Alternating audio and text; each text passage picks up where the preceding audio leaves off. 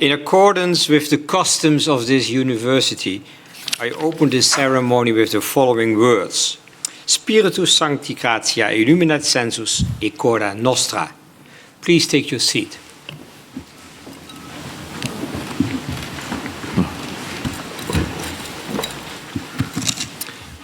I would like to welcome you all to the PhD ceremony of Mr. Setiabudiawan. My name is René Bindels. I'm Emeritus Professor in Physiology at this university, and I'm today replacing our Rector, Professor José Sanders. It's actually my job to take care that this ceremony runs smoothly and that I can distribute the time evenly among the various opponents who will ask our candidate questions. A very special welcome to your parents, your wife, and other family members. It's great that you are here in the Netherlands and that you can witness our PhD candidate in defending his thesis. I also would like to welcome all the people who watch this ceremony via the live stream. It's great that you all came here, and This shows, I think, a few things. First of all, it shows that you have interest in the topic which we will discuss today. That is the question, what determines whether people are protected against tuberculosis? But above all, it shows that you want to support our PhD candidate. I now give the floor to the candidate for the degree of doctor. With the permission of the doctorate board, and in order to obtain the degree of doctor from Radboud University Nijmegen, I would like to defend in public my dissertation entitled Innate Protections Against Mycobacterium tuberculosis Infection. Tuberculosis, or TB, kills more people than any other microorganism around the world. It is caused by a bacteria called Mycobacterium tuberculosis, or MTB. Typically, tuberculosis mostly affects the lungs as a chronic lung infection, but it can affect any organ in the body, including the brain. TB is a massive problem in Indonesia. In terms of TB burden, Indonesia ranks second after India with over 1 million cases annually. And almost half of the new TB cases happen is here in Java Island. So, in a city like Bandung, which is located in West Java, tuberculosis is everywhere. It's spread through aerosols like COVID, and we all inhale, especially when living together with someone who has TB. After we inhale the MTB aerosols, some people become infected with MTB. They are not ill, but a blood test, which we call IGRA, shows there is an immune response. People who are infected may progress to have TB disease, they will start coughing, they will lose weight, and require TB treatment. Now, some people, even when heavily exposed to an infectious TB patient, remain uninfected, and their IGRA blood tests remain negative. We call this form as early clearance. My thesis focused on understanding why some people are protected against infection, even when they are heavily exposed to TB. And if we're able to understand this, we will have a better strategy or vaccine to prevent TB. Now, if you think what determines if someone gets infected after exposure to TB, one is the level of exposure. So that person who shares a bed with a TB patient who coughs TB every night rather than sleeps in a different room has a high risk of becoming infected. And if the patient has very severe TB with lots of bacteria, people in the same household have a higher risk of becoming infected. The second thing is the bacterium. And just like human, those bacteria are different. Some bacteria are more aggressive than the others, such as the Beijing strain, which we have found to infect more people in a household than other strains. And the third factor is our immune system. Now, we know that small children and old people, for instance, have a higher risk of becoming infected. But we don't know exactly how it is works at an immune level. And that is where my research focuses. Some years ago, we conducted a household study in Bandung, in West Java. And this is a very unique study. So we visited over 400 households of newly diagnosed TB patients and examined more than 1,000 household contacts, so people who are living together with this TB patient. We screened them with symptoms, chest x-ray, and sputum testing, and about 2% of the household contacts had TB disease. And from those without TB disease, about 40% were not infected, so they had a negative IGRA blood test.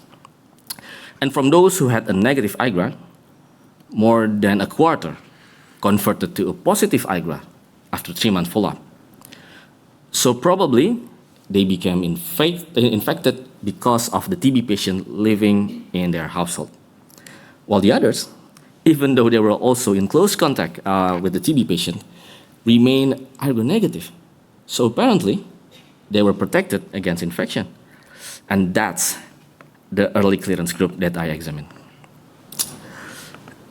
I look for clues in three key areas of our biology: the immune response, metabolism, and genetics. These are closely linked and important in protection against infection. First, in the immune response, I compared the IgG converters and early clearers, and I saw that there were subtle differences in the dynamics and the change of innate immune cells, the first immune cells that need to respond to infection. And then, when I look at the function of these cells, where we look at the production of cytokines, the messenger proteins that are produced by these immune cells, I noted that cells from the early clearers had a more robust cytokine response that might contribute to their protection. We also look at antibodies against MTB.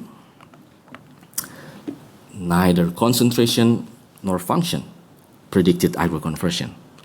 So antibodies seemed not to protect against infection. A second factor I looked at is metabolism. Our whole body depends on metabolism. Metabolism of cells and immune cells, but also the organs such as the liver, the brain. And we measured the metabolites in the blood of these household contacts. And we found differences in the level of those circulating metabolites between early clearers and IgG converters.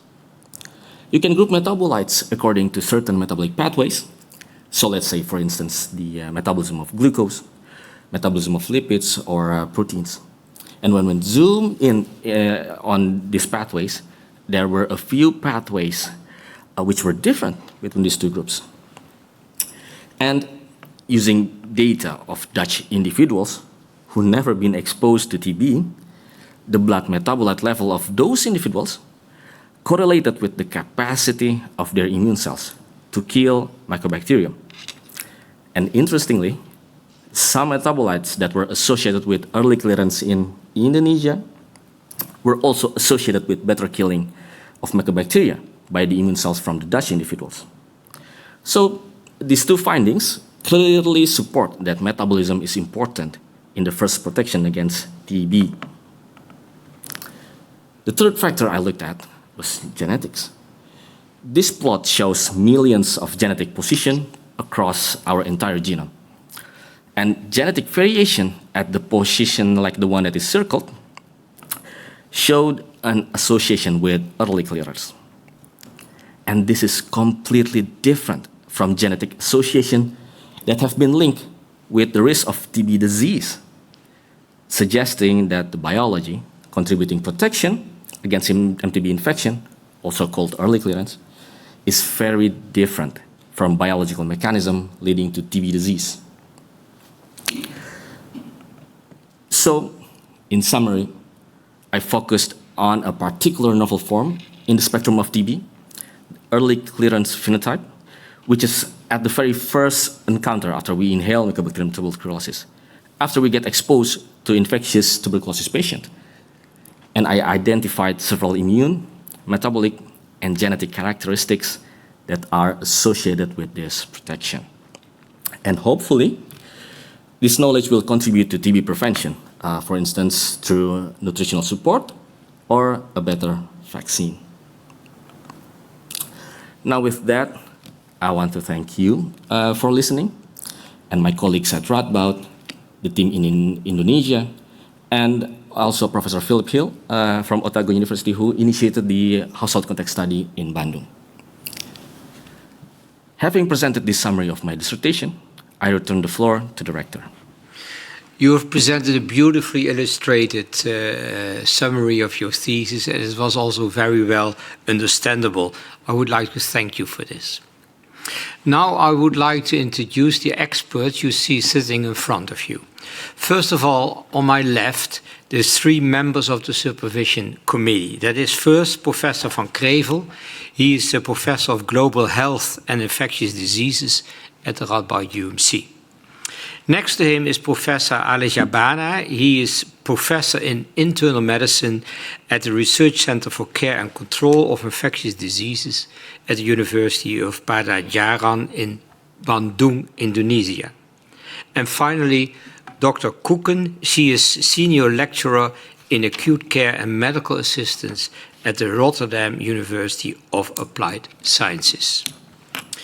These three colleagues have, over the past years, intensely discussed the scientific outcome of all the studies performed by our PhD candidate, and therefore they will not participate in the scientific discussions this afternoon.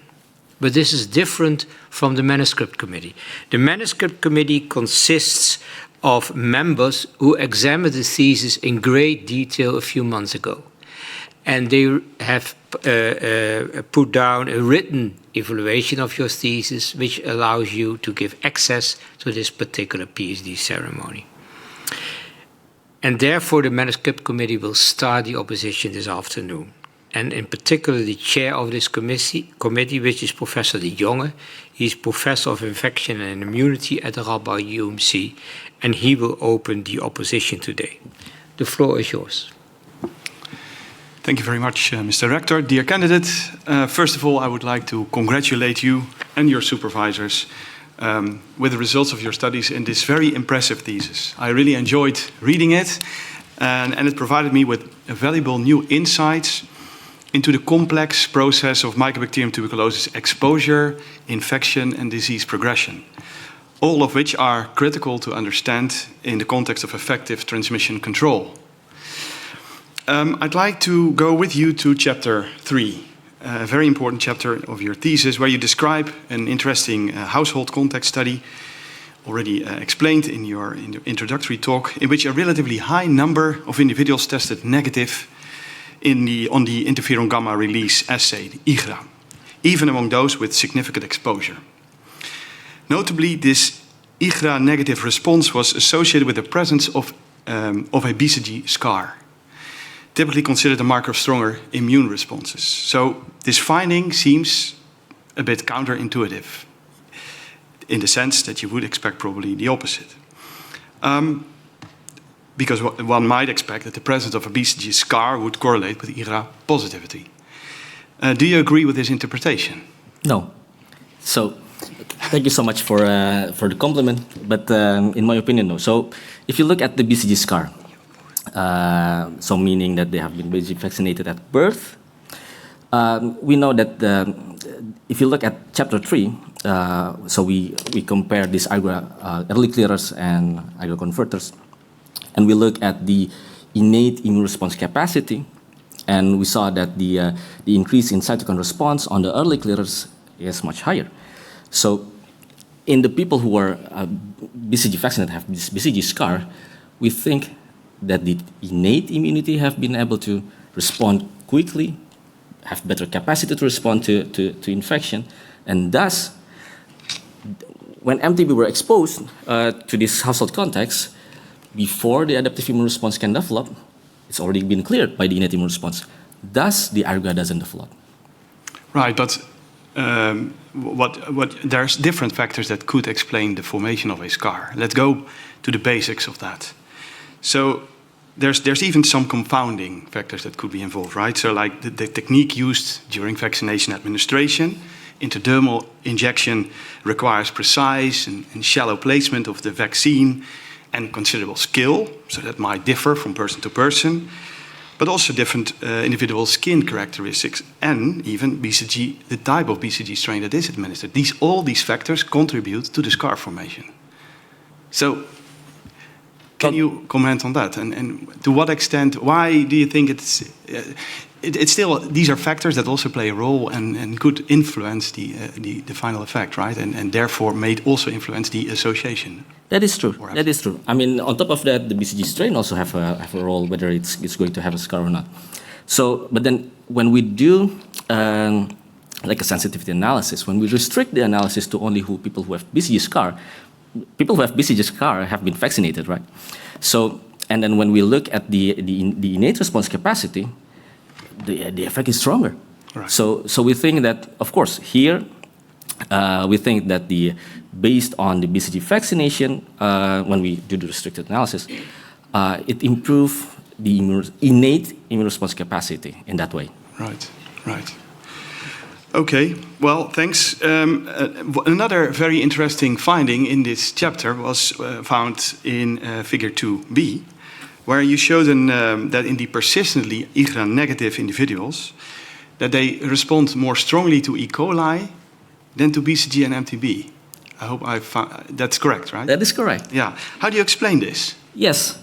So we had a lot of discussion with this about this. So it is interesting that we see that there's this increase in that response against heterologous response and heterologous pathogens, but not with MTB. So of course we think that people who have early clearance would have increased response against MTB too. But then the data is the data. So we think probably, this is just a speculation, that probably that's not the immune correlates that we have to look at whether to protect against infection or not. Apparently the response against heterologous response is the correlates of protection that is really associated with early clearance. But why this happens, it is what it is, sir. But it had nothing to do with the specifics against E. coli, right? So did you test other microbes to see whether there's...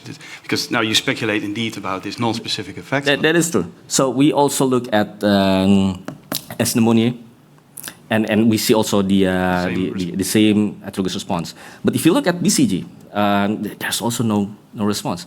There's no difference response between early clearance and ergo converters. Yeah. But if you look at the people who have baseline ergo positive, of course, you see a lot of responses there, right, because they have the immune memory against MTB, but not at baseline when these people, the household contacts, have ergo negativity. Yeah. Thank you very much. And so now coming back to the conclusion of your studies is the IgRA-negative individuals that did not develop or had not yet developed active TB, you categorize them as the early clearers, and you already explained that clearly.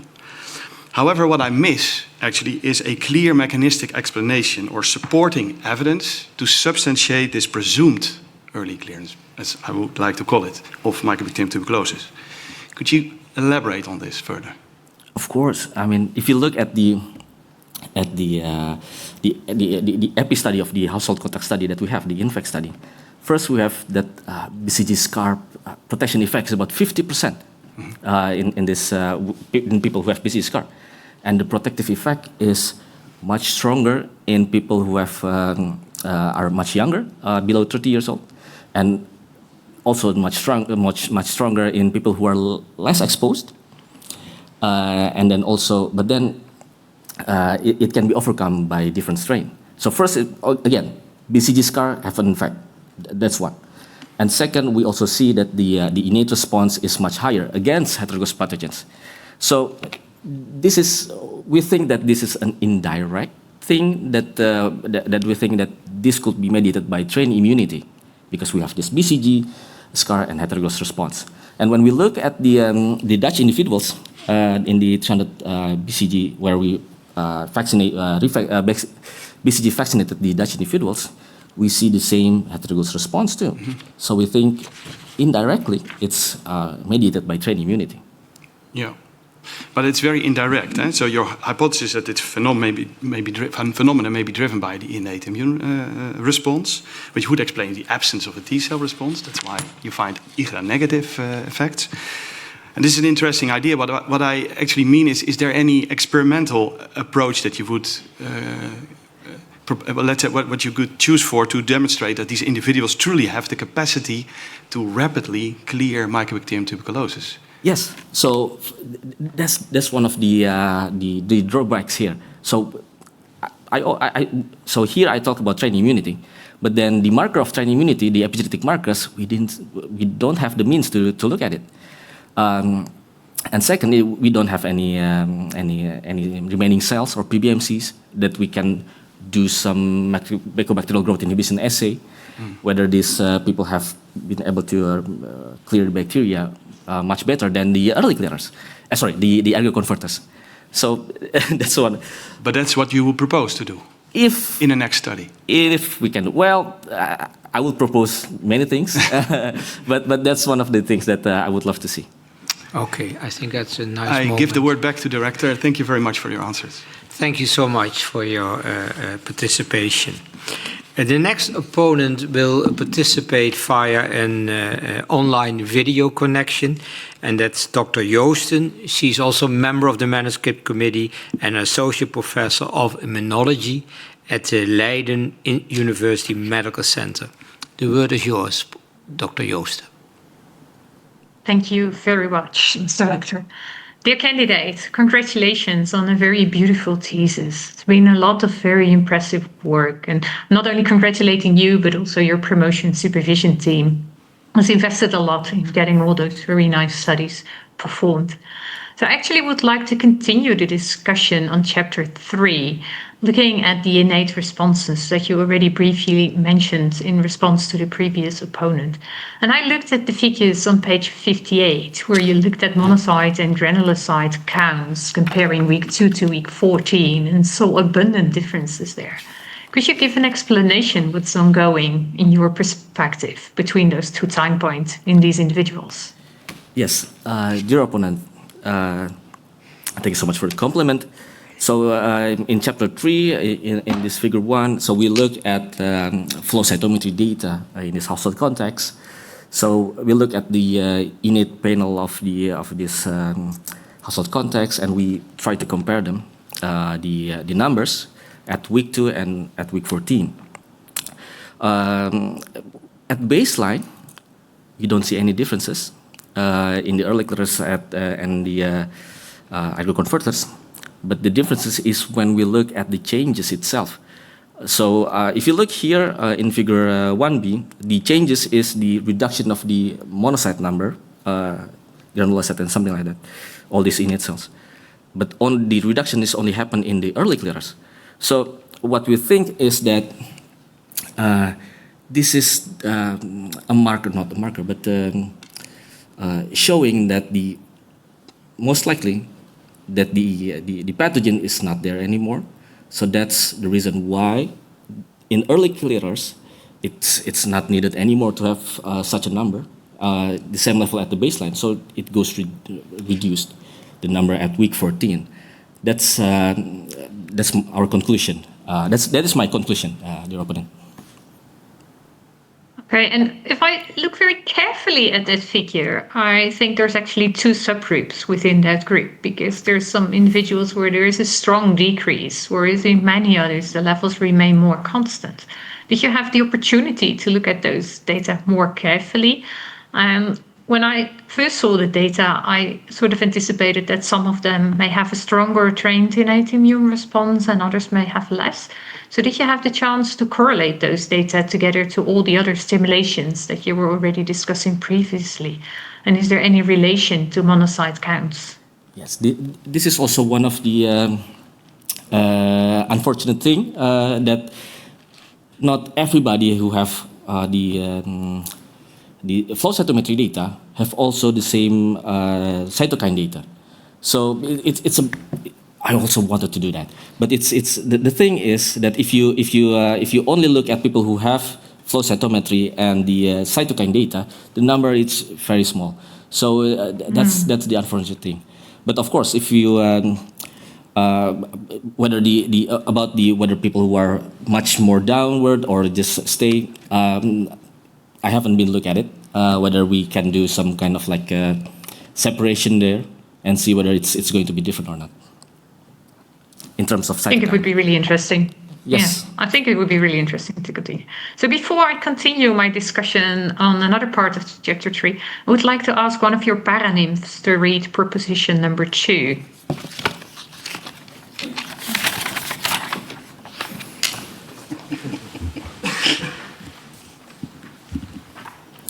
Propositions number 2, early clearance of MTB is associated with innate immune correlates rather than adaptive humoral responses against MTB. Thank you very much. And you may already guess that I want to question the humoral responses that you have seen in this chapter to a bit more detail, because you concluded that the antibodies were not significantly different. But when I look at those data, I agree that they're not different between the groups. But I'm surprised that you see such strong antibody responses in all individuals. what's your take? Why do all these individuals have such abundant levels of antimicrobacterial antibodies? Yes, dear opponent, we also have a lot of discussion with this. So we think that first, this is in the context of Indonesia, where people, this is in the context of Bandung, where MTB is everywhere. We saw that about more than 80% have this anti-MTB antibodies, both in people who are Bacillus positive or Bacillus negatives, and the level is just higher than the controls, in about more than 80%. So, but apparently, the presence of antibodies doesn't really associate it with protection against infection 3 months later. So, so that's the conclusion why we think that humoral doesn't protect against MTB infection. But for an antibody to protect against infection, you need another side of the coin, because the antibody itself may not, very likely not do it. So you try to do a lot of system serology type of approaches to look at the functional capacities of your antibodies. But if I'm not mistaken, those were all done with cells from healthy donors, and probably not even from Bandung area, but rather US-based healthy donors or cell lines. Could we still imagine that if we would use cells from individuals themselves, that the Fc receptor interactions with the antibodies may be responsible for protection? Because there may also be variability in the Fc receptor side. Of the cells itself, of them. Well, that's a good thing that probably we have to do that. I mean, if you're able to do that, it's going to be amazing, because yes, that is true. The cells itself that for when we are doing this complement deposition and this neutrophil phagocytosis, the cells were using the healthy individuals from the US. The antibodies, the serum, that's the one that from Indonesia. So probably yes, we have to do it. I agree. It's interesting. A final quick question on that. Do you know anything on the expression or variability of Fc receptors during trained innate immunity? Is there anything known on that side? I'm going to be honest. It's I don't know. It's we are not looking at these differences in Fc receptors in our study. I'm sorry, I couldn't answer that. I think it would be interesting to do and assess that as an additional extra power of the trained innate immune cells. Of course, I agree. Thank you very much for your answers, and I hand back to the rector. Thank you. So a lot of work still has to be done. That's clear. We will move on, and the next opponent is a Professor Miluyana Midayat. He is a professor of gynecology and the dean of the University of Padjadjaran in Bandung, Indonesia. The word is yours. Thank you, and Chairman. welcome here in the Netherlands. Yeah. Thank you, Chairman. Congratulations to Dr. Todia on your effort to reach the final stage of your PhD program in Radboud University. Congratulations also for your family and for your promoters. Because I gynae oncology, maybe I will talk about another field for the tuberculosis. As you know that BCG vaccine can increasing of cellular immunity. Do you agree? Okay. And increasing immunological parameters. Okay. In gynecology, when we give treatment for cervical cancer and then we give BCG, many research said that can improving of response rate and can decreasing of recurrence rate. How do you think about whether maybe increasing cellular immunity or immunological parameter, any benefit if we give BCG vaccine to the patient with the HPV infection or maybe for the patient with pre-cancer lesion. What do you think about that? Thank you. Your opponent. It is possible that it will help a lot in this patient. For example, let's look at other things. So, for example, BCG also have been used for treatment in other cancer where they put BCG vaccine in the vesica urinaria, and then it also it's been done and it's have been proved that it's effective. So I think it is possible to use it in this precancerous stage, but still this is just speculation. So we need to have a clinical trial to do that. Although, if I'm not mistaken, some case report are having this using the BCG vaccination for treatment of this HPV infection and other thing, and it proved that it do something.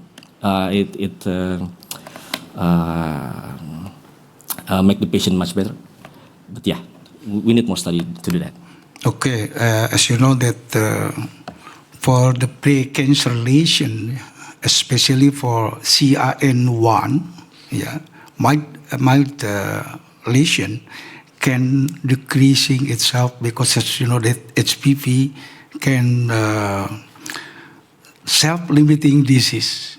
If we improving the host, but immunology maybe make earlier to decreasing of CIN. Maybe next homework when you going back to Bandung, I will give you some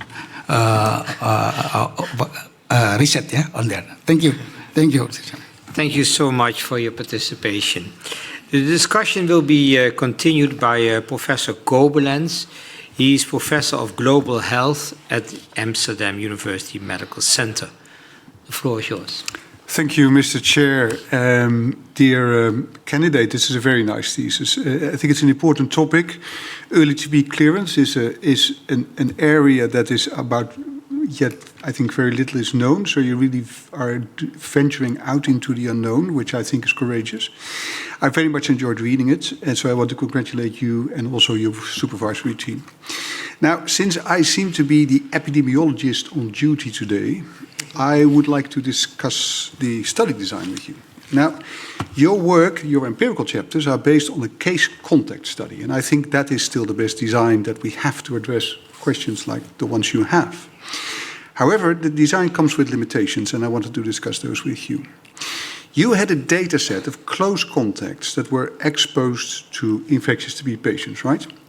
Given your interest in early clearance, your primary set of contacts is those who are IGRA negative at enrollment, and then there was a subset that remained IGRA negative during the first 3 months of follow-up. Now, that makes perfect sense to me. But then I wonder how we should interpret the comparator group, because in the end, you make comparisons, right? So the comparator group is important.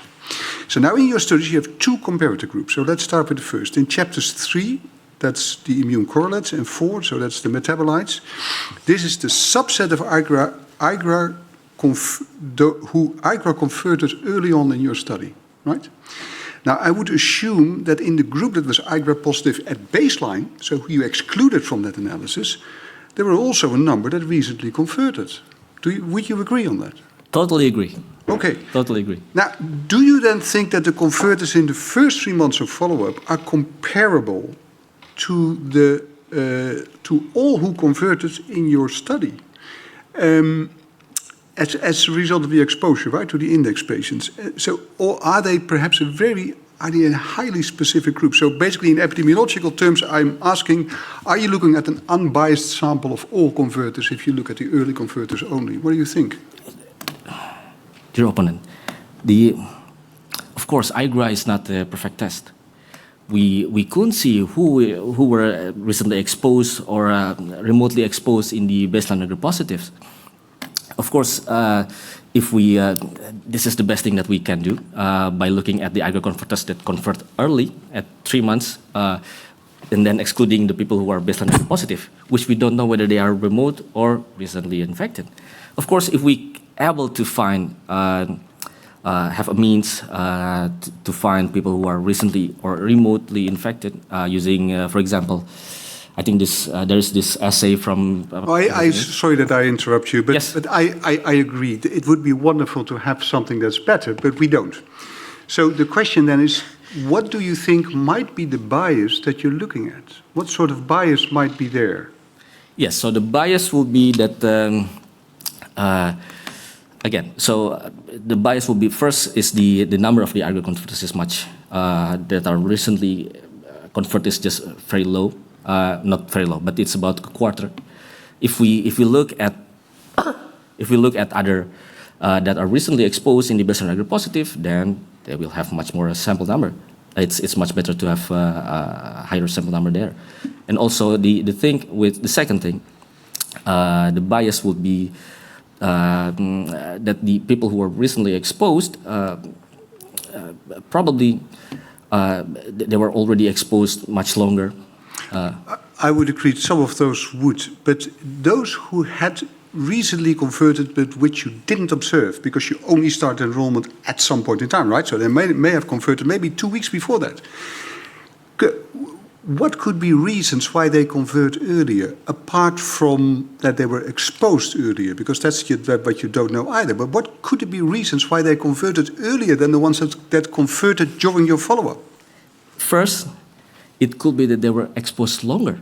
So for example, we're looking at people who were diagnosed, so people who came to our clinics and they were treated. But then the treatment doesn't mean that the symptoms start at there. So if you look at the Lestaris paper, it's also in Bandung, from UNPAD, it takes 65 days, and seven different clinics to be able to be diagnosed and treated for TB. So they have been exposed probably much longer. I completely agree. Could it mean that they had a different cumulative inoculum? Because in your chapter 2, I think rightfully, you say, well, BCG protection might actually be overcome by large inoculum. So could it be that those that had the large inoculum were filtered out by your design, only looking at those that had very low-level exposure? Well, I don't agree with low-level exposure there, because here we see that these household contacts were exposed heavily. For example, we know that these people are sleeping together with this TB index patient, and they spent a lot of time with the TB index patient. In terms of lowly exposed, I don't agree with that. But in terms of longer period of time they were exposed, totally agree. The thing is, we don't have the means to know when they were exposed and how long they have been exposed and how much they have been exposed before they come to the clinics. Yeah. I think that's a perfectly reasonable explanation argument. Now let's go to the other one. That's in your chapter 5. So there's the genetic study. There you compare the persistently IGRA negatives to all IGRA positives, including those IGRA positive at baseline. Now we have a bit of a problem there as well, right? You already said that they probably include people who have been infected remotely. Now, then I would have expected that in your analysis you would have somehow taken that into account, but I didn't see it anywhere. I think you just compared two groups, right, without any adjustment for anything. So what could be potential confounders here that you might want to take into account if you would do a reanalysis? Of course, exposure. But the thing is, when we compare with the baseline aggregate positive, so we have this cumulative exposure risk score. The thing is, the exposure risk score, we don't have the mean to calculate the exposure risk score for baseline aggregate positive. So that's why we only adjust for exposure when we compare the IGRA converters versus. Sure, but that is, I agree. But I think so. You would probably have a sizable group that were infected a long time ago, right? And that were already IGRA positive. So the fact that they were IGRA positive has nothing to do with the recent exposure. It's just because, as you said, TB is everywhere in Bandung. So what would be a thing that you might want to take into account then? So how about that? Would age make a difference, and why? Yes, of course, because age is also the thing that we think about to adjusting for it. Because of course, people who have that are older, they were exposed much longer than the people who are Exactly. who are younger. So that's why we need to take account for that too. Right. So it's but maybe do an age stratified analysis and see if you would come to the same conclusions. I would have a whole bunch of other questions, but I think my time is up. So I'll A very short one would short be one. still okay. Yes. So to what extent do you think that what we just discussed might have an implications for the findings that BCG protects against infection? Well, first things first, people are thinking about using BCG revaccination for preventing infection, but we know from the data from Brazil, South Africa, it doesn't protect against infection. So what I think is that this is the thing that we have to learn. What does BCG do? And for the next vaccine, we should think about looking at those readouts too. So the innate immune readouts, for example, the new M72 vaccine. So they have this AS01 adjuvant, and this AS01 have been shown to have this strain immunity effect.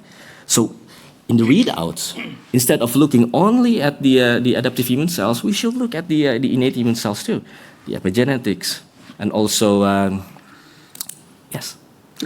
I thank you for your questions, and I give the word back to the chair. Thank you for your participation, Professor Koblenz.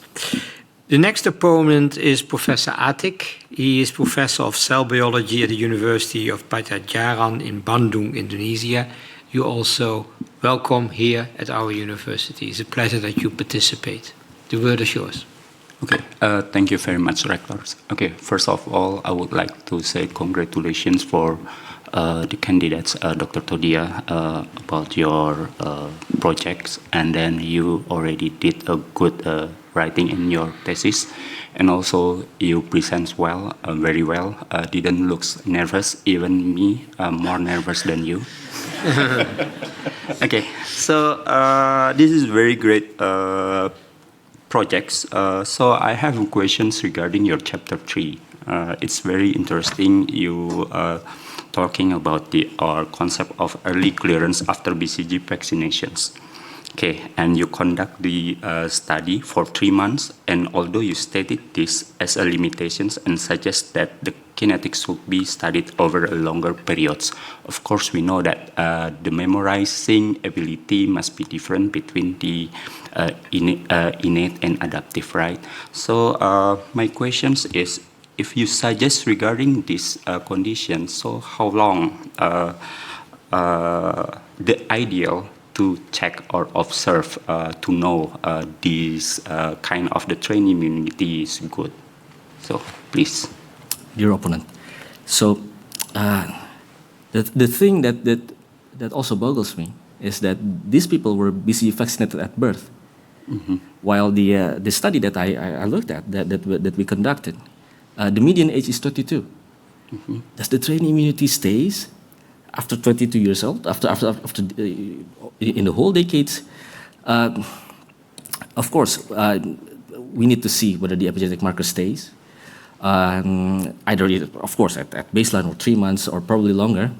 But when I say we need to look at a longer period, on top of looking at the trained immunity effect, does it stay until a few longer?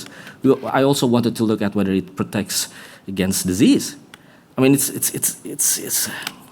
interesting. I mean, protection against infection, does it relates to protection against disease? Yeah. So most of the people who were exposed for agropositivity, they will convert, may progress to TB disease. Mostly comes within the next 2 years. So if we wanted to look at whether protection against infection also protects against disease, which I don't know, we need to look at least 2 years. Okay, you want to do that? Of course. Okay, great then. With more numbers, with more funding. Okay, okay, I learned that. I hear that, I mean. Okay, now we goes to the chapter 4. This is also interesting that I think we are aware that some studies suggest trained immunity arises from the epigenetics and metabolics, right? And you already mentioned even on your presentations. You also mentioned in the chapter 4 that circulating metabolites influence innate host defense against TB, right? And it's indicating that the need for metabolic interventions. Of course, we thought that the metabolic interventions supposed to be correlate with the nutritional status, one of them. So, because you are Indonesians, and I think you know the program of the MBGs, Makan Bergizi Gratis or Nutritious Meals Program. So can you correlate between your findings on the chapter 4 with our national programs? And if you have the idea of it, how you approach to our government? Okay, please. It's going to be a long answer, so please bear with me. So if you look at the chapter 4, let's start with this. The risk of getting TB disease, most of the risks were, I would say 4. Undernutrition, second will be smoking, Indonesia, and then after that, HIV and diabetes. So if you look at the first thing, the undernutrition, and we look at the findings from chapter 4, one of the things that comes up is the tryptophan metabolism. And this tryptophan metabolism also have this effect on this NAD/NADH metabolism, which I think it's people who are undernutrition probably have this dysregulated NAD/NADH metabolism. And from in vitro studies, this NAD/NADH metabolism, actually, if they were infected by MTB, they were dysregulated, and if they were given vitamin vitamin B3, nicotinamide, it would restore this NAD/NADH metabolism. And if you remember the rations trial from just recent trial in India, where they were giving food baskets. They were giving food baskets to the household contacts and the TB index case. So, and the interesting thing is that the protective effect on people who were given the household basket, it's 50% reduction of TB incidence. M72 have 50% roughly. Please correct me, Professor Koblenz, but it's roughly something like that. So, giving food to household contacts of TB is probably going to be beneficial. In terms of MBG, the Makan Bergizi Gratis, I don't know. I mean, in Indonesia, we plan to have this study of using nutritional intervention in household contacts of TB. One of them, we plan to give them nutritional support. We were thinking of giving it the same food baskets by contacting the MBG, but I don't think it's going to be moving on. But national program, I don't know if we can collaborate with them. It's kind of opening up another can of worm. So it's different. Yeah, it's going to be difficult. But yes, but if you can do it, yeah, that would be great, Professor. Okay, thank you very much for your explanations. But for your last statement, I don't know whether you're afraid or you just decided to raise your idea. So maybe we will discuss it later, and we ask public health persons to discuss later on. Thank you. I give back the words to the rectors. Thank you. Thank you so much for your participation, Professor Attic.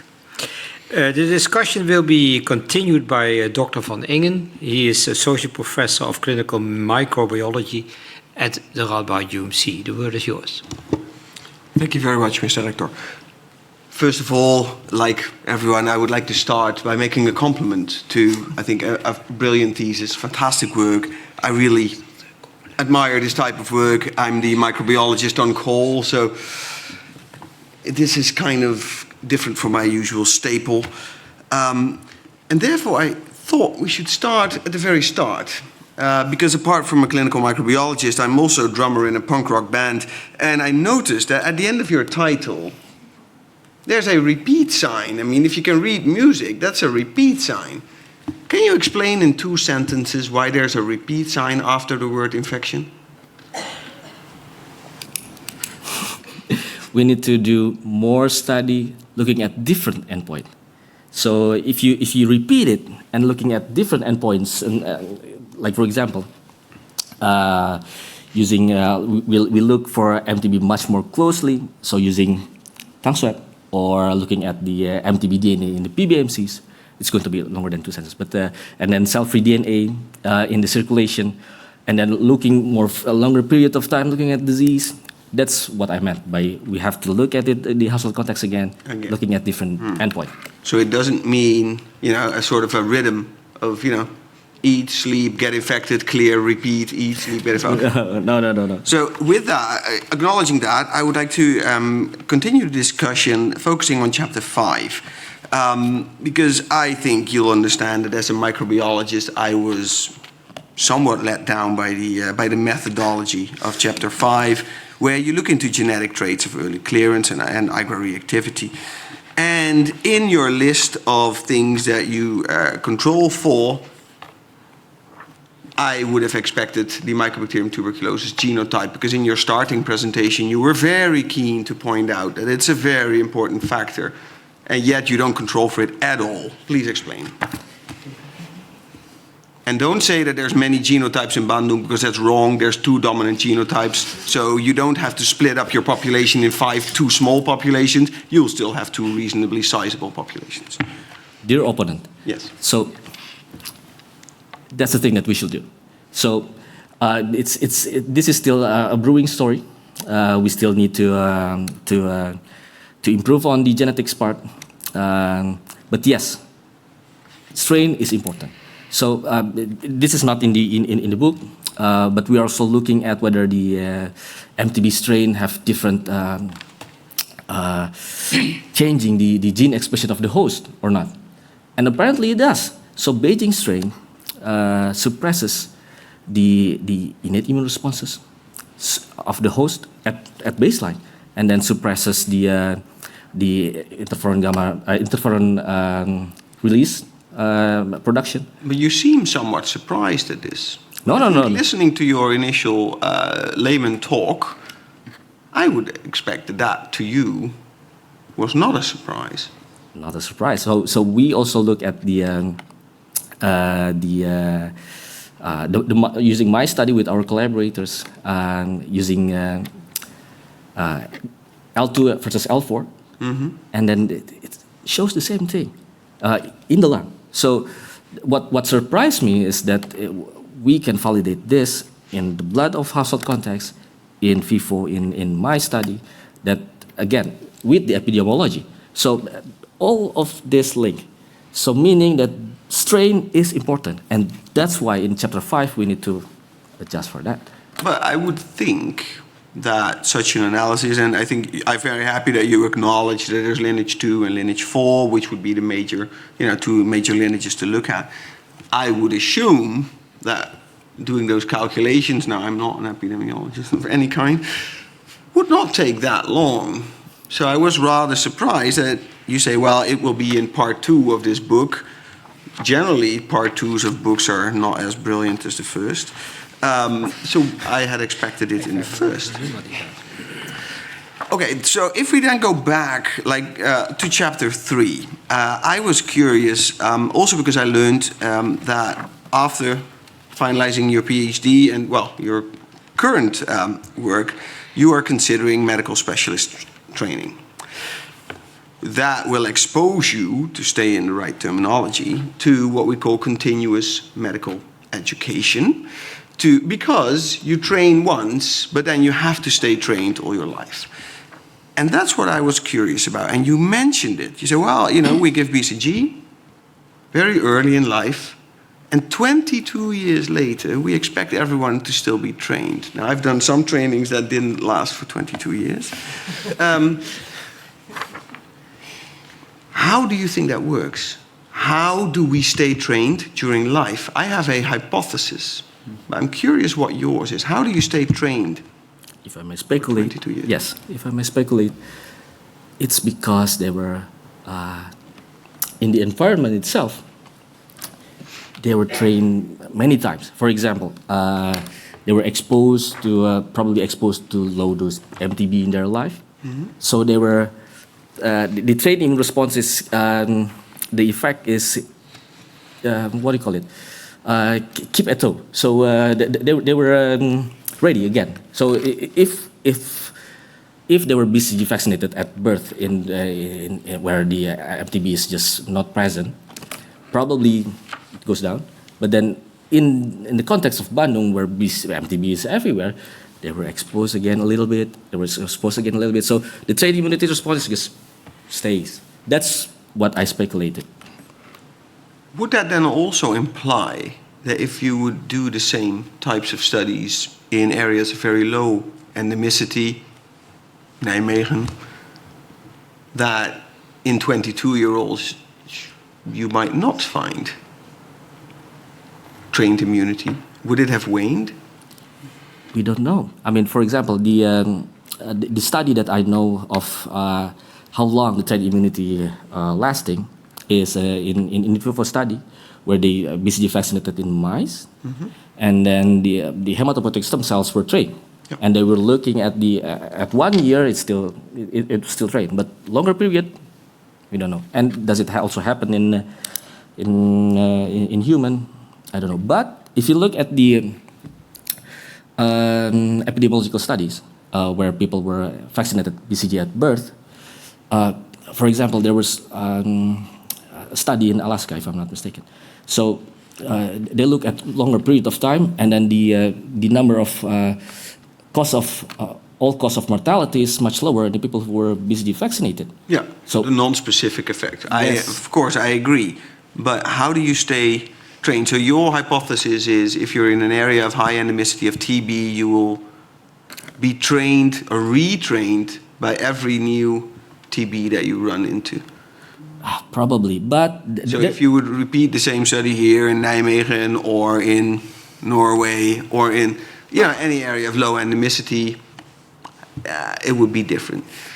Could it also be that other organisms keep us well trained throughout life? Possibly, yes. I don't know which one. Your top scorer? Oh, you don't? I don't know which one. Well, I think something that have a lot of beta-glucan, probably, like fungus. But could it also be non-tuberculous mycobacteria, which are present worldwide? That is true. I mean, I work on that, so it's rather cheap. That is true. That is true. I mean, of course, this is out of. But could you prove that experimentally?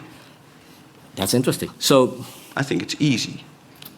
Not just it's interesting too, but it might also be easy, right? How? I mean, I'm not experienced in those experiments, but how would you prove that experimentally that non-tuberculous mycobacteria can also train or retrain? I would say that we took the PBMCs of this household of people that have been BCG vaccinated, and then see whether using non-mycobacterium tuberculosis to infect them with in vitro will make them stay and have these epigenetic markers longer than 1 year or something like that. But still. The defense is hereby concluded.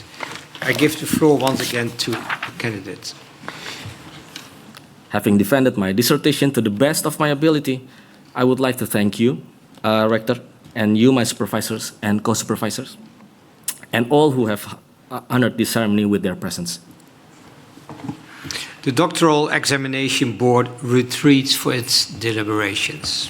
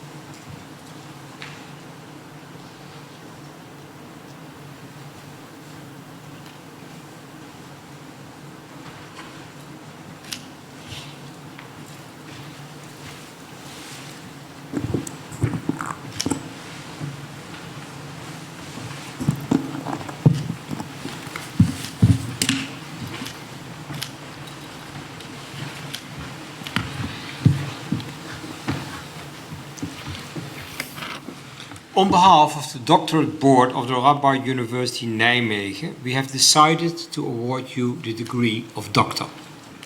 I invite Professor van Krevel to discharge the task assigned to him. With the power entrusted by law to the doctorate board, I hereby confer upon you, Todia Setiabudiawan, born in Bandung, the title of Doctor from Radboud University, Nijmegen, to which are attached all the associated legal and customary rights and duties with respect to academia and society. As proof thereof, I present you with this doctoral diploma signed by the rector and the doctoral thesis supervisors and co-supervisor.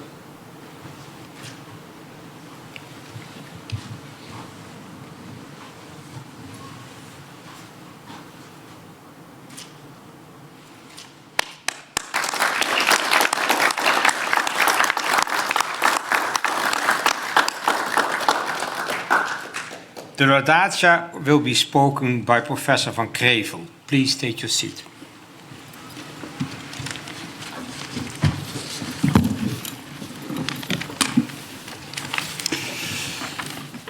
Dear Doctor, Dr. Setiabudiawan, dear Todia, it's with pleasure and pride that I'm the first to address you with your new title, also on behalf of your other promoter, Prof. Bharti, and your co-promoter, Valerie. I also like to thank the members of the Manuscript Committee and the other members of the opposition for their contribution today. Todia, you always had an interest in immunology. As a student, you helped build a medical student research club with Intan, who also did PhD in Nijmegen, and others. And as a student, you met Prof. Bharti and you joined a research internship on mitochondrial DNA and dengue. And then after your graduation, you joined the TB working group at UNPAD. And you contributed to lab and fieldwork in the INFECT cohort that you described today. So without knowing, back in 2016, you contributed to samples and data that ended up in your PhD. Those days you were keen to do a master, and after your clinical service in Papua, you went to Sweden, together with Apsari, your wife, for a master in biomedicine. You passed with distinction after 2 years, and then you joined our team in Nijmegen. Right from the start, it was clear that you were curious, full of energy, and keen to learn more about immunology and many other things. Some people from Indonesia are shy and quiet, but not Todia. You can speak a lot, and you can speak fast, as we learned today. We made a plan to work on samples collected in the unique INFECT cohort of TB households designed by Prof. Philip Hill, our long-term collaborator from New Zealand, led on the ground by Dr. Lieke Apriani and Aisha Varal, who later became the Minister of Health of New Zealand. Who knows where you end up one day. You worked incredibly hard, and I know few people who are so open to constructive feedback. We're very good at that in the Netherlands, direct feedback. We often don't realize how rude we are. But you always urged me and Valerie and others for feedback to help you further improve your skills. And besides wet lab and biological concepts, you became a real wizard in analyzing the vast amount of data, higher level statistics and omics analysis. And then you went to the world's most prestigious meetings in TB lab science, the Keystone meetings in the US. You had one of the first plenary oral presentations. You were incredibly well prepared, but I don't know who was more nervous, you or me. I couldn't join, and I was awake 1 a.m.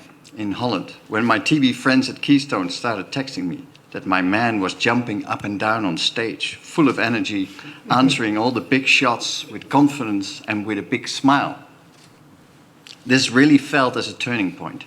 You had confidence, all of a sudden you had a global network of experts and friends. You joined again and presented also your work at the Global TB Vaccine Initiative meeting, again with a scholarship, and you made many people around the world your friend. Last summer, after all those years abroad, you moved back to Bandung with Apsri and your son Arslan. Maybe your family had hoped that you would slow down a bit. Even before you completed your PhD thesis, you started full swing on many other things. Other studies like the BCG revaccination study, a lab science team, a data science team, building infrastructure for TB immunology in Bandung with Dr. Intan and others. You established a very solid system to professionalize our bioarchive. You helped Prof. Bhakti and me prepare big international funding applications. One massive application on asymptomatic TB with South Africa got funded last week. And you brought in Marcellus, another clever young man who had just completed his PhD last week in Oxford and who will join the gang in Bandung.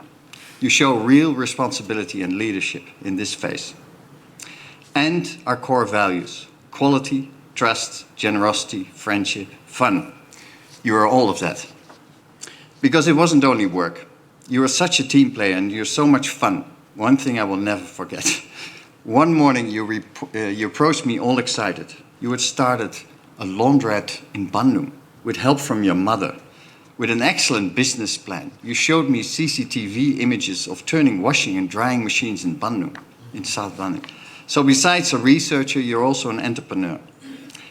You didn't do this alone. I thank Prof. Bhakti for his trust and leadership, Valerie for her patient guidance, especially in the initial years of your PhD, Prof. Philip, your colleagues in Nijmegen, Andrew, and your many, many colleagues at UNPAD. So be proud and enjoy this beautiful day. My congratulations to your family who supported you throughout the years. You've done amazingly well. And apart from the PhD certificate, you will also receive the Advanced Graduate School Training Certificate because of your excellent training activities during your PhD. It's been an incredible journey, both for you, but also for us.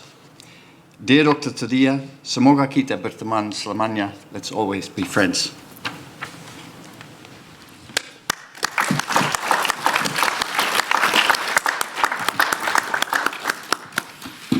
I too would like to congratulate you warmly, also on behalf of the doctorate board of our university, on obtaining your PhD degree this afternoon.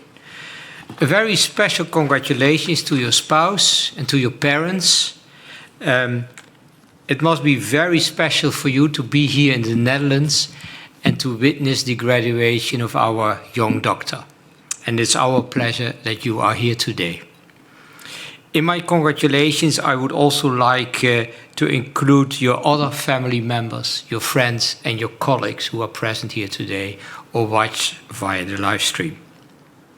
To be honest, you can all relax now, because our young doctor has defended his thesis excellently, which we all witnessed. And your research has further defined the mechanisms which underlie the protection against Mycobacterium tuberculosis.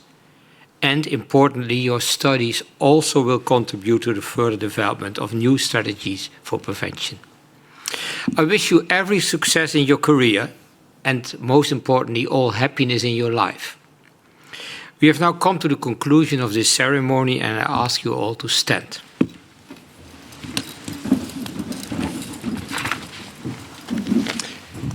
We close with the following words. Gratias tibi agimus omnipotens Deus pro omnibus beneficius tuis, qui vivis in regnas per omnia saecula saeculorum.